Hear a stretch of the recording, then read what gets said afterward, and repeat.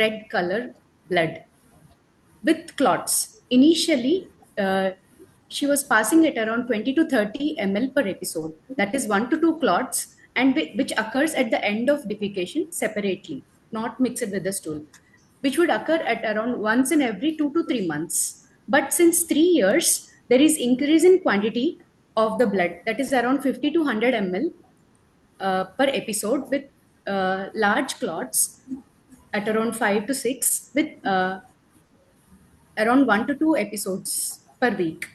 And she also gives history of dragging type of pain at the end of defecation, which is associated with bleeding. Coming to history of bowel habits, she passes stools around 2 to 3 times per day, with increase in frequency at around 4 to 5 per day on the days that she bleeds since 3 years. And history, she also gives history of feeling of incomplete evacuation. History of tenesmus is also present. And there is no history of mucoid discharge, no history of straining hard stools or need for digital rectal evacuation, and no history of urgency, no history of incontinence or soiling, no history of laxative use, and no history of worms in stool. Coming to history of presenting illness, no history of perianal pain, discharge, and mass per rectum. There is no history of dysuria, hematuria, or fecaluria. No history of abdominal distension, nausea, or vomiting. And she gives occasional history of postural dizziness, but there is no history of any syncope, fatigue, shortness of breath. And there is no history of any blood transfusion previously, and no history of fever. There is no history of loss of weight or loss of appetite, no history of abdominal distension, cough, back pain, or bony pains. Past history, there is she has no history suggestive of hypertension, diabetes, tuberculosis, asthma, and patient did not undergo any surgery previously. Personal history, patient consumes a mixed diet, she has normal appetite, and has adequate sleep. Her bladder habits are regular, and no history of alcohol or tobacco intake. Coming to family history, nothing is contributory, and there was no history of consanguinity.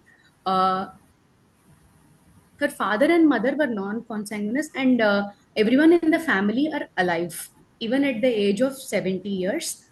Her grandparents are alive, and all their aunts and uncles have no history of any bleeding per rectum or any other malignancies pertaining to the spectrum. And she is only one affected girl child in their family, followed by 3 boys, but there are no history of similar bleeding per rectum in boys.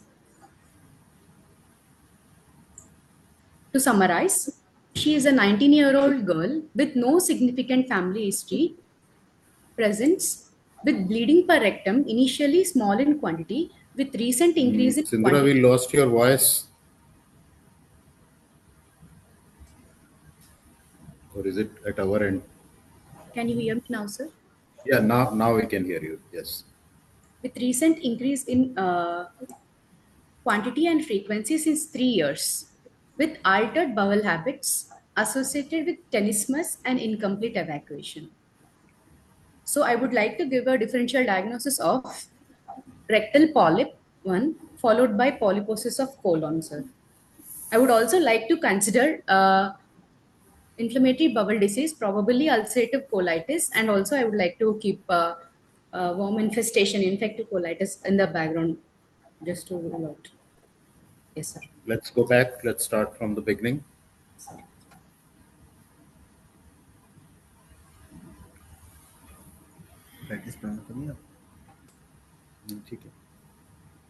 First, even before this. So 19-year-old girl who started having bleeding per rectum at the age of 7 years, isn't it? Yes, sir. 12 years history. What comes to your mind? Sir, mostly a rectal polyp, sir. Juvenile polyposis. Yes. Polyp. You can't say what polyp, but yes, you're right. The commonest polyp would be a juvenile or a hyperplastic polyp. So the commonest cause of bleeding per rectum in a child is rectal polyp. Yes. Once you cross adolescence or adult age, then the commonest cause of bleeding per rectum will be hemorrhoids. Yes, sir. So, yes, next. You Okay. did not you did not consider arteriovenous malformations uh, and their ilk of diseases as a cause of bleed. Even that Yeah, is a possibility. we will discuss when we come to the differential diagnosis, what Dr. Desai is mentioning. Next. Okay. So when you say that the child is having a fresh, bright blood with clots, what do clots indicate? Sir, it indicates that there is huge amount and Significant. significant amount. At whenever And it you is mention, fresh, yes, so arterial, sir. yes. So whenever you mention, not necessarily hemorrhoidal bleed also is fresh, Sir. but it is not arterial. Yes, So at the in the same breath, you should mention whether there is presence of mucus, which you mentioned later, yes, sir. whether there is presence of any tissue.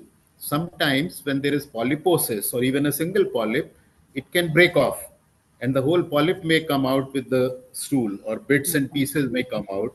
Yes, So sir. mucus, pus and tissue Yes, sir. pieces, that should come in the same breath, and we will come to the importance of some of these later. Okay. Now you said dragging pain at the end of defecation, but you haven't mentioned the site of pain. Where is the pain? Sir, lower abdomen, sir. So you should say what do you think is the cause of this pain? Sir, after all the history, she also gives history of tenesmus, sir. It is a Different. colicky type of pain Tenes- which large bubble is trying to expel the blood clots.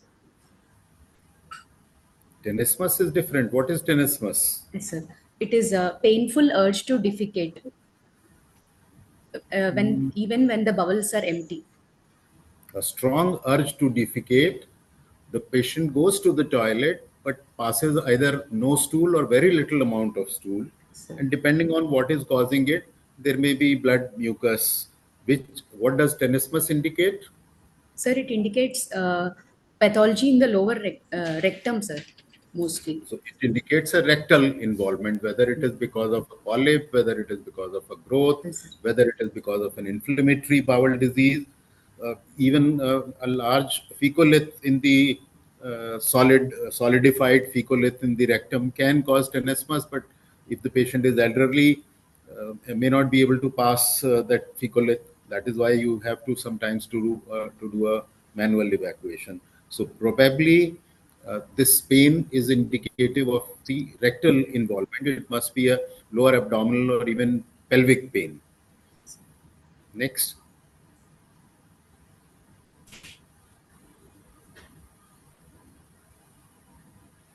So here, when you say no history of straining, hard stool, need for digital rectal evacuation, the laxative use should come here because you are trying to say whether it is chronic, long-standing constipation, isn't it? Yes, Similarly, urgency can go with tenesmus because that again, urgency, incontinence, and all can go with tenesmus. And this is important that no mucous discharge because patients with polyp or more so with polyposis, they usually have fresh bleeding per rectum, which is the symptom, but they can have history of mucus discharge also. And as I said, sometimes there can be history of passing of bits and pieces of tissue also with the stool. Next. And did you somewhere mention that there is no history of passage of pus in the stool? no, sir. Worms I have That mentioned, has, but pus I that didn't. has to be specifically mentioned because inflammatory bowel disease characteristically will have blood, mucus, and pus. Yes, sir. Hemorrhoids will have only blood. Polyps will have blood, may have mucus, and may have bits of tissue and pieces. So that is how you may get a hint as to what is the underlying pathology. Why did you ask for abdominal distension, nausea, and vomiting? Sir, I was suspecting some obstruction which would have occurred because of the polyposis. So So I if you asked for say appointment. that with an underlying polyposis, if there is a malignancy which has supervened, it can cause large bowel obstruction, which will give rise to abdominal pain, more so distension, and last would be vomiting. Yes, In children, what is the more likely cause with polyp? sir, I did not hear you, sir. In children, what is the more likely cause with polyps? Is it malignancy or is it something else?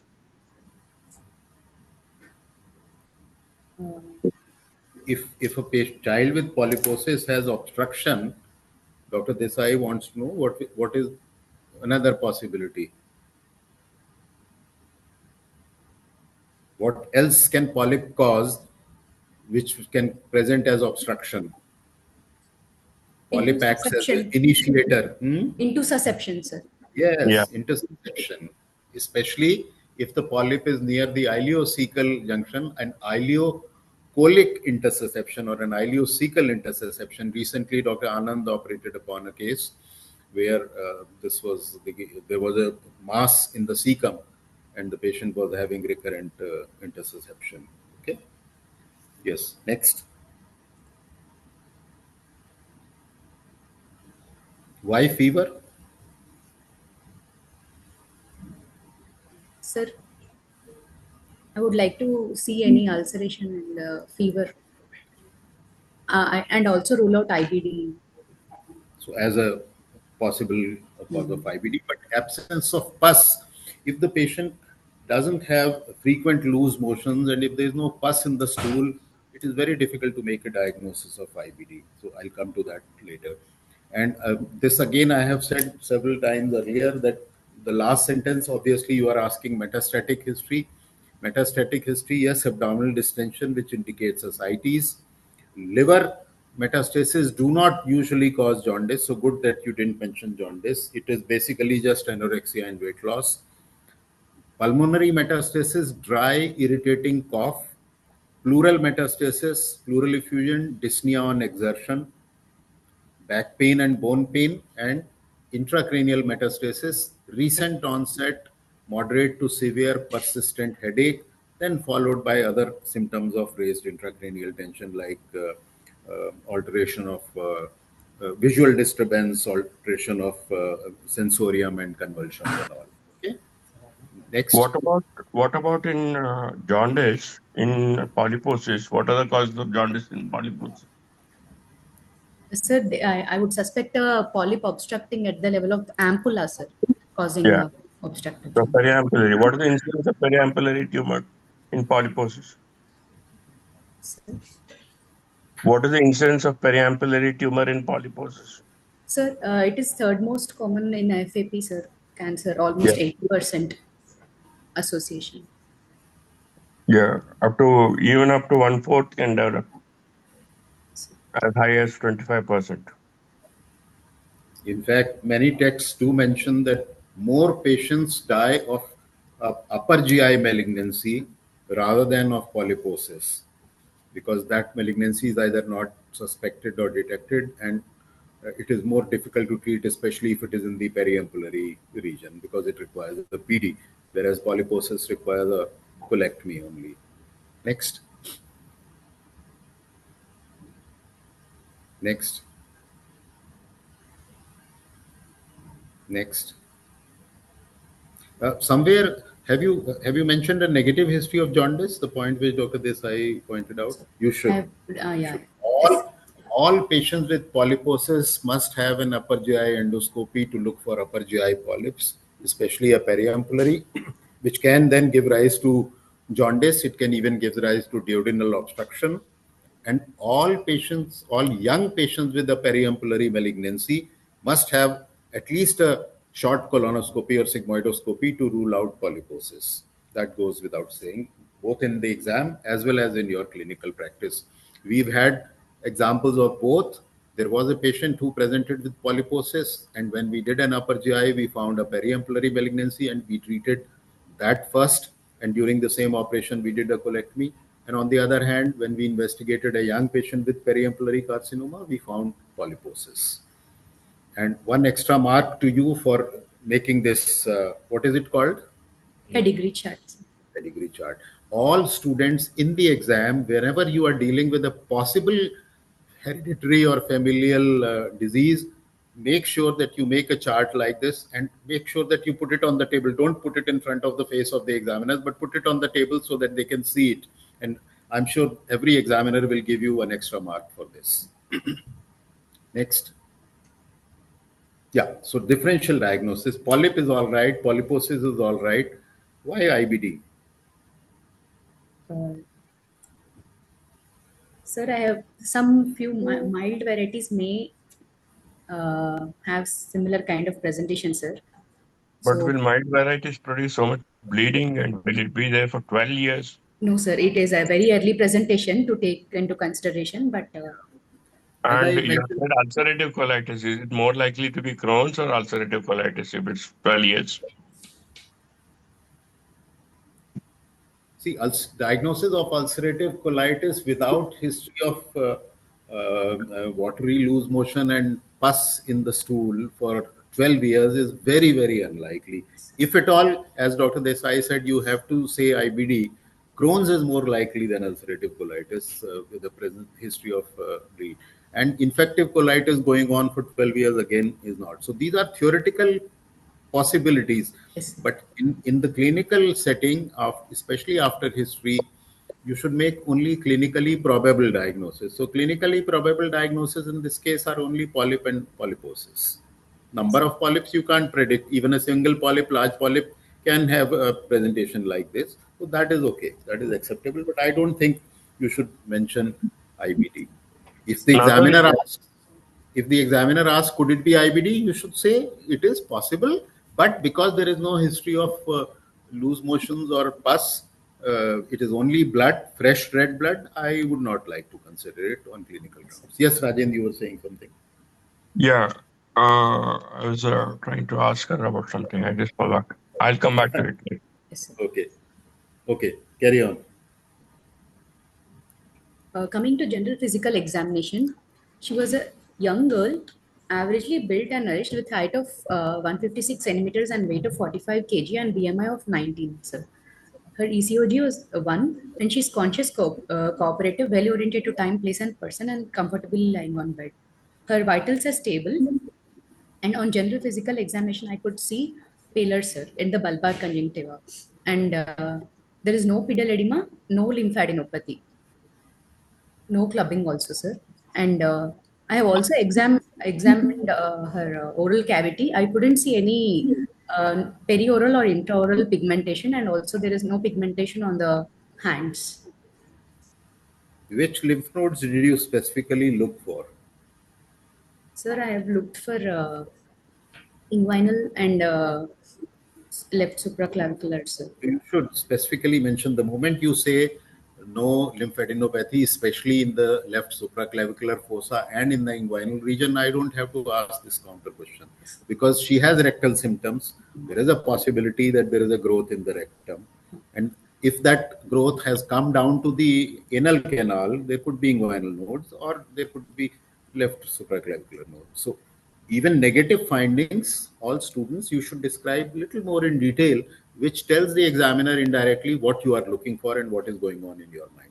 So your attempt should be to generate as few cross questions as possible. Yes.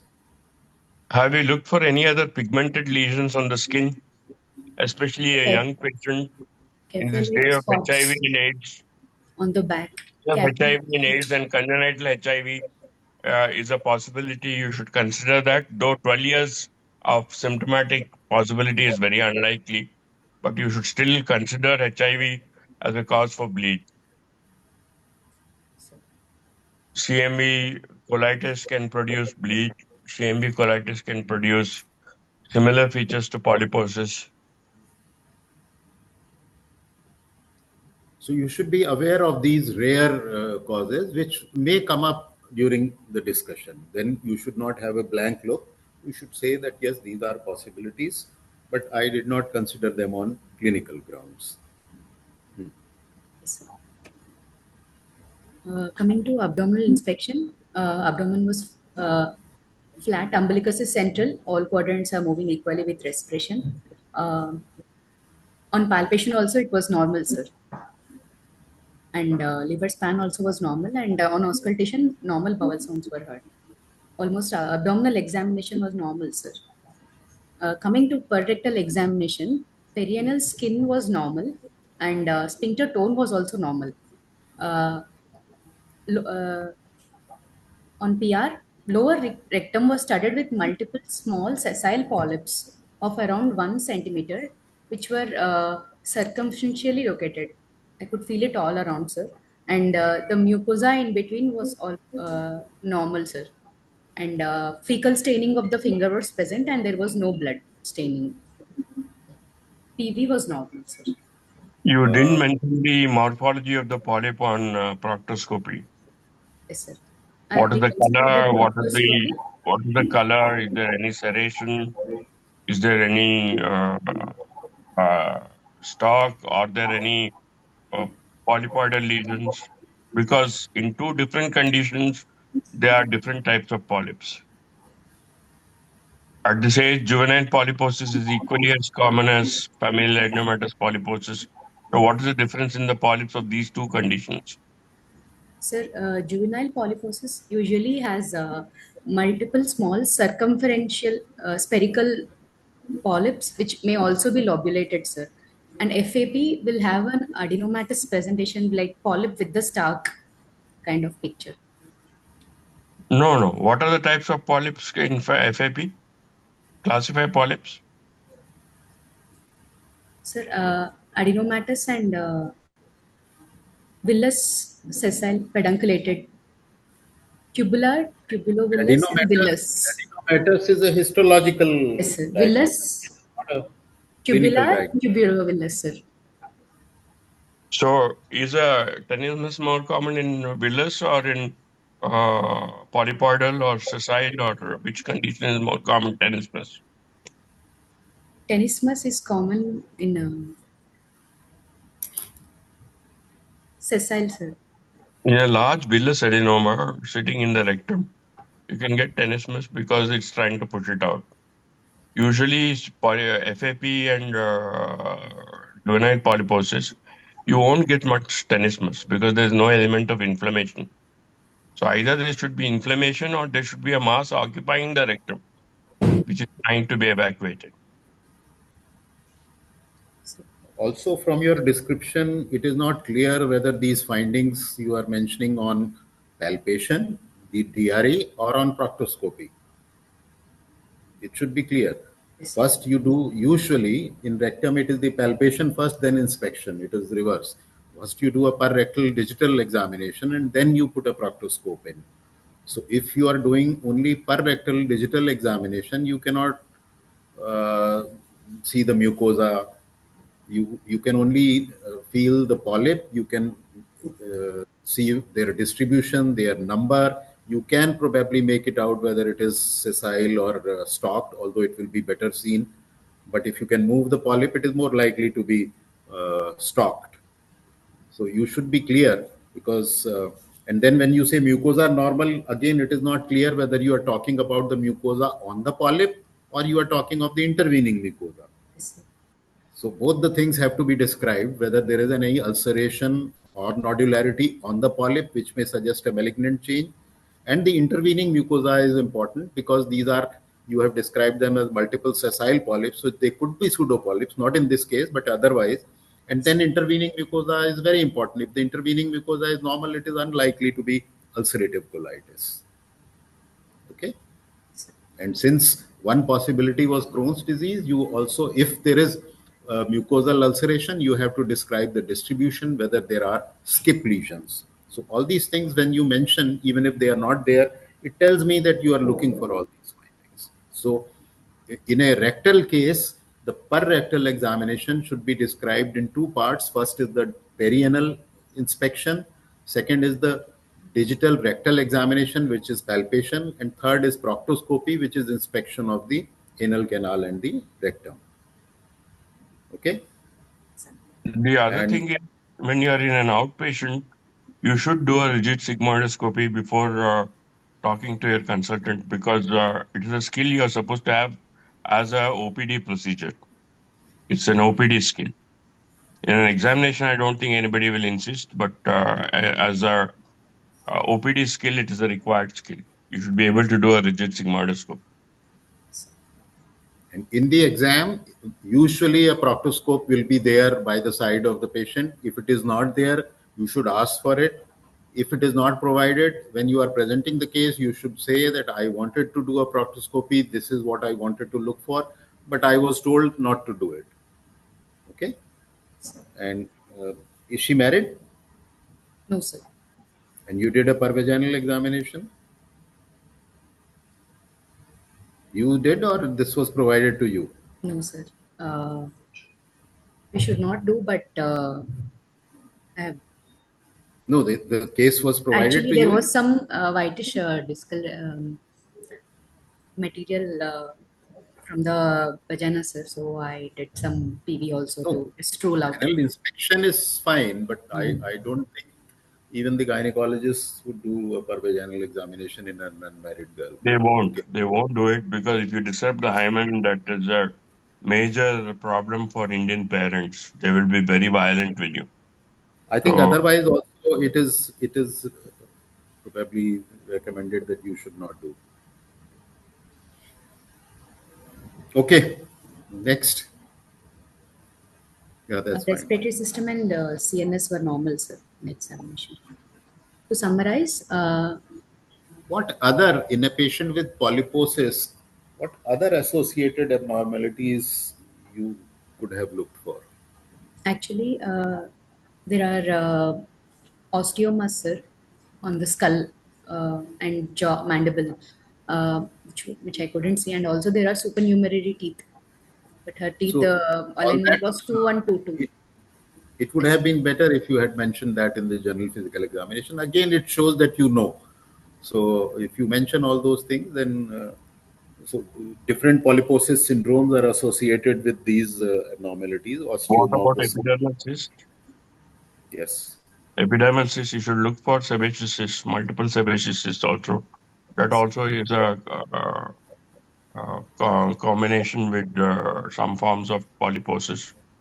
Yes. Then, have you looked for any abdominal wall tumors? Yes, sir. Abdomen, I have checked. There was no abdominal wall tumors. Desmoid. Which is more common, mesenteric or abdominal wall? The condition I am asking you about. Desmoid में mesenteric में. Yeah, what is the importance of that in a Sir, clinical exam? actually, if it is present, I would postpone the surgery as late as possible to prevent. The point is present. Mm, You would let it it is, alone. You would let it grow. What is the danger of a mesenteric desmoid? What does it prevent? rotation and No, no, not rotation. In FAP, what is the problem? malignancy, sir. No. Can you do a pouch? And, sir, What happens to the mesenteric vessels? are stretched, sir. They are not stretched, they are surrounded, they are encased, and they are involved. And mesenteric shortening and mesenteric thickening is there. So you cannot get the pouch down up to the anal canal. So that is a major problem with desmoid in FAP.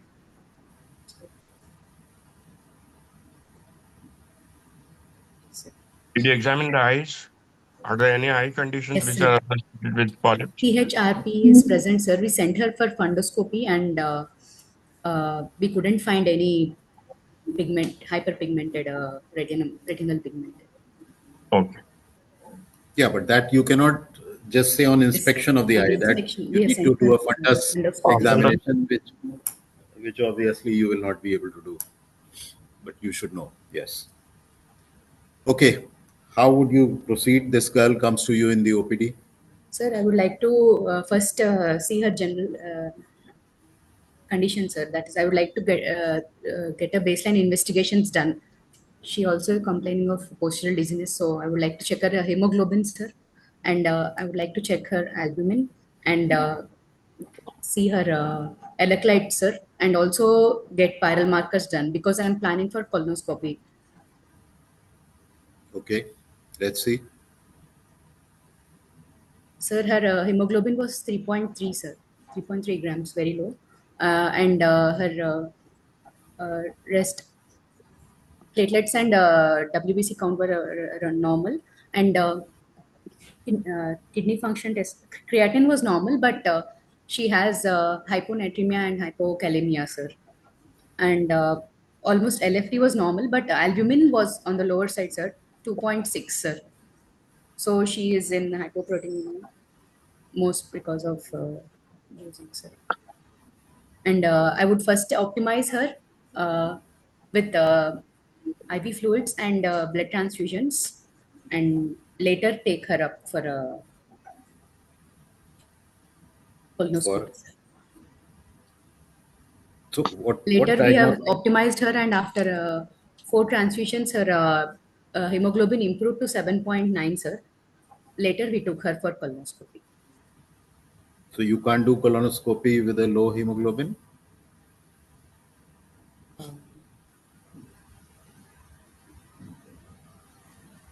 We optimized her and did it, sir.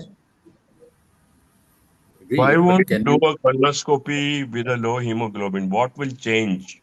What will you do differently?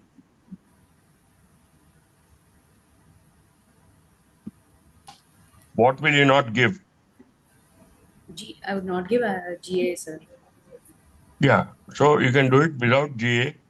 And in many Swedish and Netherlands and Denmark and all that, they do colonoscopy without, they were under only sedation or even without sedation, awake colonoscopy. But it's a very uncomfortable procedure, believe me. Yes. So Patients suffer. upper GI endoscopy definitely you would not like to do with low hemoglobin because it usually causes some hypoxemia, especially in an elderly person.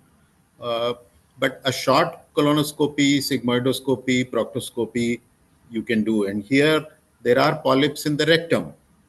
What is the purpose of doing colonoscopy? When you said colonoscopy, I presume you want to do a full colonoscopy. Yes, sir. What is the purpose? First, What is the intent? I would like to see if there is any active bleeding, sir, because she's At the passing. moment, she is not bleeding. You said the stall was not stained with Yes, blood. sir, not at the moment, but because her HB is so low, she has been bleeding mostly from few days. So So, we already know from clinical examination that there are polyps, at least in the rectum.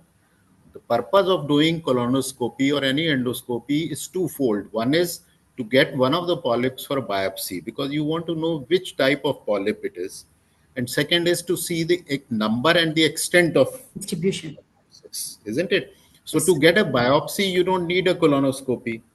Even with proctoscopy or sigmoidoscopy or short colonoscopy, you can take one of the polyps and send it for histology. For evaluating the number and extent, yes, you need full colonoscopy. Okay.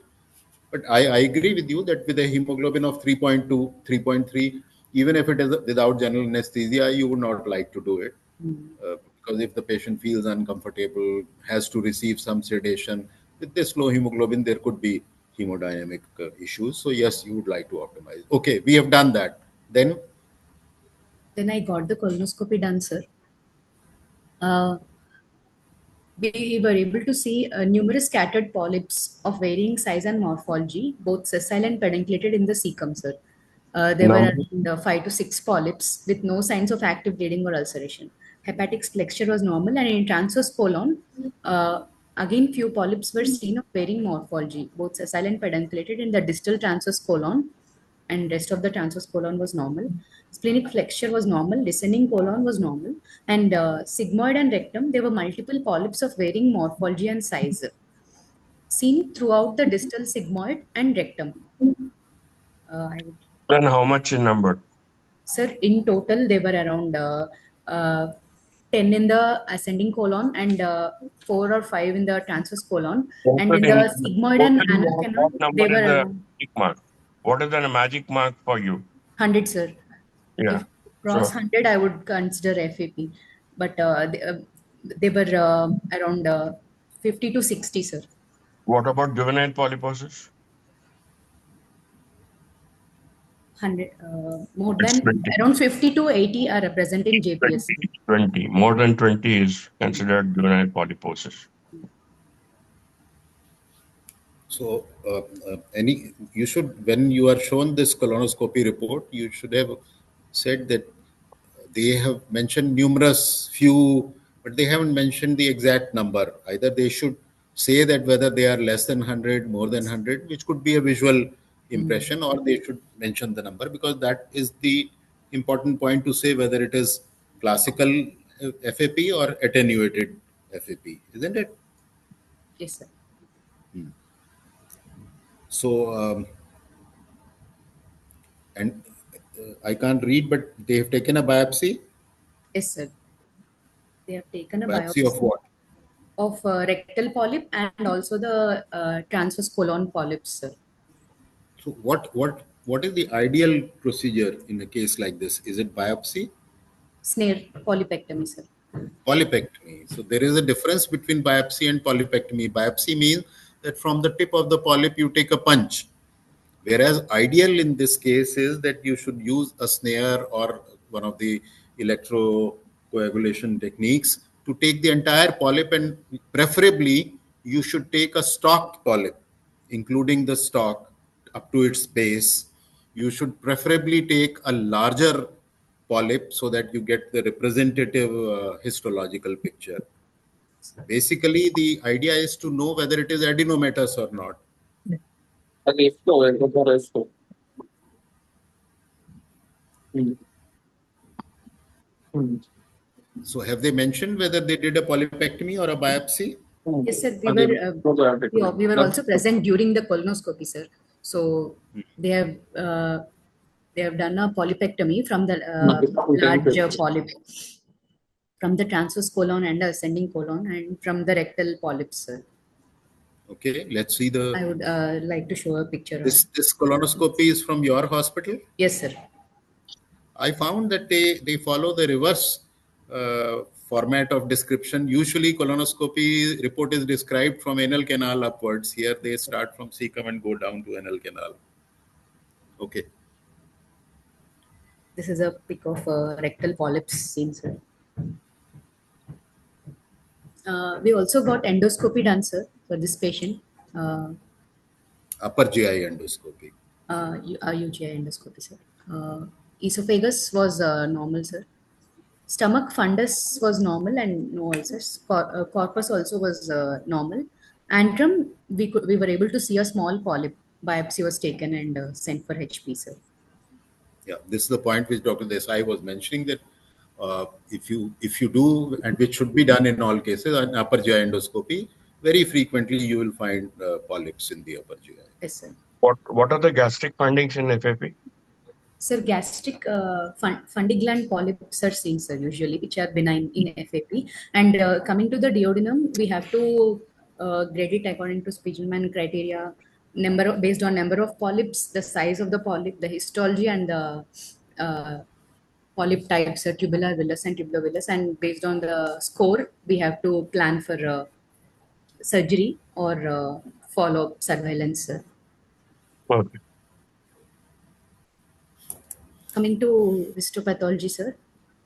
Yes. Rectal polyp, grossly it was a reddish polypoidal tissue of 1 cross 1 centimeter, and in microscopy they could see central dilated glands filled with mucinous material, surface ulceration, and lamina propria edema and inflammation in the lamina propria, sir. There was no dysplasia. The impression was given as benign juvenile polyps, sir, in the rectum. Yeah, And I hope that polyp from with the the, transverse colon, Can you get grossly juvenile it was, polyps in FAP? sir, Can you get a juvenile polyp in FAP? Morphologically, a juvenile polyp. in juvenile polyposis, you can have adenoma and inflammatory polyps, sir. But in Yeah. FAP, usually we will see classic adenomas. Yeah. Okay. And transverse colon histopathology showed inflammatory polyps, sir, with similar So, picture. what is your diagnosis now? Sir, now my diagnosis is juvenile polyposis, sir, but I need to confirm it. At least there should be 4 polyps which should give the same report, or at least family history with 1 polyp giving the same report. So then I So, would like since you to do not confirm have if family that history, should. you need to examine more polyps. And as we Yes. discussed earlier, the polyp which is biopsied or which is excised should preferably be one of the stalked polyps, one of the larger polyps. So, was a repeat biopsy done No, after sir, we this? are planning. We have again took few polyps and sent it for HP. We are waiting for the report. How is the approach different for juvenile polyposis versus FAP? Why Sir, is it so there are important? two different approaches, sir. Why According to is it the so important? colonoscopic management, in juvenile polyposis, whatever the polyp you see, In this upper case, GI, not in this duodenal, case. or small intestinal, or colonic, must be removed in surveillance, sir. If it is FAP, then I would first like to categorize the patient based on the number of polyps, the age, the socio-economic status, and the symptoms, and then categorize her and then plan for surgery accordingly, sir. Yeah, you should start by saying that the treatment approach is different because of the risk of malignancy. Juvenile polyposis, there is no pre-malignant potential. So the treatment is basically and largely symptomatic. You want to control the bleed. Whereas in FAP, yes, bleeding is the problem, but the main crux of principle of management is the risk of malignancy. So you want to remove the entire colorectal mucosa, and that is why the treatment approach is different. How Okay, is the let's for the treatment? sake. How is the treatment of ulcerative colitis with surgery different from the surgery in familial adenomatous polyposis?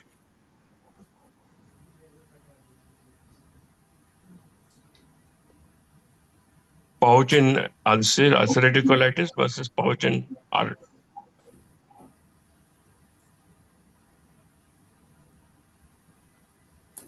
Is there any major difference in the approach of management of ulcerative colitis versus FAP?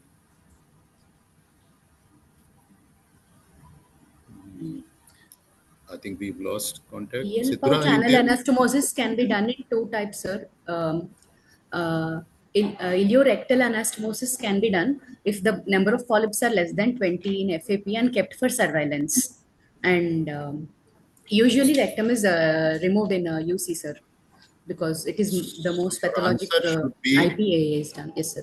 Your answer should be that in ulcerative colitis, by and large, it is almost always an ileal pouch ileal anastomosis.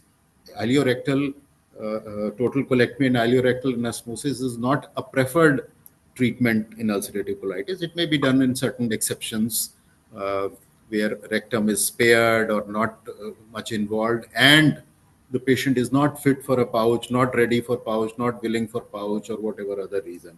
Whereas in FAP, if the rectum is not heavily involved, if the rectum can be cleared of the polyps by local treatment, and ileorectal anastomosis is also an accepted option of management, although the remaining rectum will have to be kept under surveillance lifelong.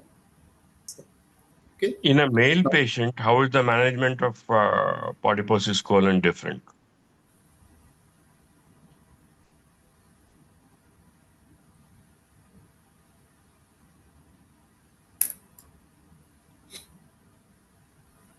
In bottom, sir, like in FAP, sir. In FAP? FAP or ulcerative colitis? How is the difference in a male patient versus a female patient?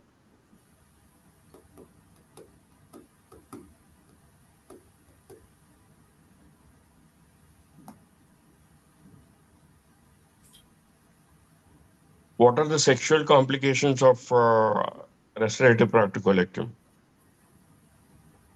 Sir, I have to be careful while dissecting the lower rectum in male patient. while What making a specific pouch. what specific point you tell the patient in I would also counseling? like to Male counsel patient. him about the family, sir. First, I would like to see whether he has completed his family or Yeah, not, exactly. and then I would like to go for surgery. Yeah. Once the surgery is done, there are chances of uh, impotence and other And if repairs. there is urgency, you should do So, sperm banking. yes, sir. You should do sperm banking, and also you should do a genetic analysis of the patient before you do sperm banking, because he should be informed whether he can transmit it to his children. What is the incidence of transmission in FAP? 100%, 100% of their children will have FAP? 50%, sir. Because it is Yeah. autosomal dominant, 50% of the offsprings will have FAP. And And how many will develop polyps? Those who develop polyposis? It's yes, sir, not that 50% of offsprings will have. If you have chance of four children, the chance in every individual is 50%. You can have four children, or all four may be normal, all four may be having disease, but the risk in each individual is 50%. yes, sir. And to complete the answer which Dr. Desai asked, in male patients, any perirectal dissection, deep pelvic dissection, can give rise to retrograde ejaculation, which may lead to that the family may not be able to conceive. The sperms are being produced, they are there, but they are not coming out because there is retrograde ejaculation. In females, after deep pelvic surgery, especially pouch surgery, there is loss of fecundity Fecundity. because of tubal block. That is why in unmarried girls, in young women who have not had children, who have not completed family, who still want to have more children, even in ulcerative colitis, in the first stage, you may do a total colectomy with proximal proctectomy and ileorectal anastomosis. Let them complete their family and then they come back and then you do the pouch. So that is how the gender, age, and family status of the patient alter your management. If you can stall surgery with medicine till that time, fine. But if the patient is requiring surgery because of the symptoms, because of bleeding, then you don't do a pouch in a young female who has not yet completed her desired family. Yes. Anything else in this patient we have information? That's all, sir. So, Rajin, in this case, since there are polyps almost everywhere, and it is, suppose we say RPC it is, would be done. RPC would be done, yes, suppose it even in is juvenile polyposis. polyposis, I either RPC or maybe if we are sure that it is not FAP by doing more polyps biopsies, then I would not even hesitate to do a total colectomy and ileorectal anastomosis, clearing the rectum locally of whatever polyps are there or whatever polyps are bleeding, because the Yes, sir. morbidity of a pouch will be much more than of a simple ileorectal anastomosis. Ileorectal, yes. But here Yeah, the rectum is studded with polyps, so I know, uh, but RPC. yeah, Otherwise, bleeding. say, uh, Even if RPC is to be done, not at this age because she's still 19, not yes, married.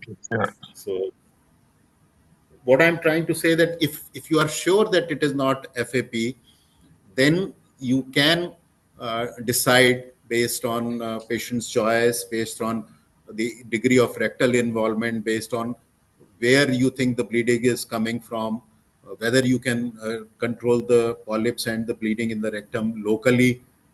You can, but I personally would not do a pouch for a juvenile polyposis. I would prefer to do a ileorectal and then clear the rectum of the If there is polyps. a family history of polyposis, what would be your timing of RPC based on the history of the patient? Sir, family history of juvenile polyposis or FAP, sir? FAP. FAP. Sir, if there is a cancer dysplasia or symptomatic, sir, then I would like to consider it in the immediate list, sir. If there are around more than 1,000 polyps, In the children, I'm talking then about. in In three the months. children. Based on in the number of children. polyps only, I would decide, sir. If there are fewer number of polyps, less than 100, then I would like to keep her under surveillance and postpone it until around 25 years, sir. That is very wrong. You have to do it in the second decade or earlier. And they say you have to do it a decade earlier than the Then incidence of cancer. carcinoma in the Yes, parent. cancer. Yeah, because I think if I'm correct, by the age of 30 or so, almost all of them will develop. 39 is FAP. So this patient is with you. Yes, sir. With us. What is the plan? Sir, we are waiting for the rest of the biopsies to come, sir. Suppose We are they. planning for conservative management as of now, sir. We did polypectomy of almost 30 of the rectal polyps and all the large colonic polyps, and we are waiting for conservative management, sir. We would like to plan it after a few days. What is Poitzia syndrome? Sir, Peutz-Jeghers. Yeah, it's pronounced that way. There will be multiple small intestinal polyposis with perioral and intraoral pigmentation. Sir. Usually, perioral pigmentation would disappear by adult age, and intraoral pigmentation would persist. And few pigmentations in the hands would persist, and it is a hematomatous polyposis. Usually, most common cancers here occurring are pancreatic, colonic, around 36% in colon and How will you treat this condition? yes, sir. If Peutz-Jeghers, if we have seen a patient, sir. Usually they present with obstruction of small intestine, and when laparotomy is done, we have to see that we have to resect the polyps which are causing obstruction, and intraoperative endoscopy is done to remove how many ever polyps are possible, and then manage it, sir. You and That's Yeah, correct. colon also has That's multiple correct. polyps, And so. it's important to realize that cancer is possible in Poitzia syndrome. Though the incidence is 1 to 2%, Yes, sir. it is still possible. So all large polyps should be removed, and surveillance should be done at every year. You should do a 1 to 2 years full-length colon. small bowel enteroscopy. So in Peutz-Jeghers, as you rightly said, it is only the polyp which is causing problem, either bleeding or obstruction. And then during surgery, you try to remove as many polyps endoscopically as possible. But it is not mandatory that the entire bowel which is involved in polyposis has to be removed, as opposed to in FAP what we do because of the malignant potential. Okay. So, Sindhura and other students, please send me a mail, vkkapoor.india@gmail.com. I'll send you the chapter on clinical as well as operative surgery related to FAP. Okay. Thank you, sir. Thank you.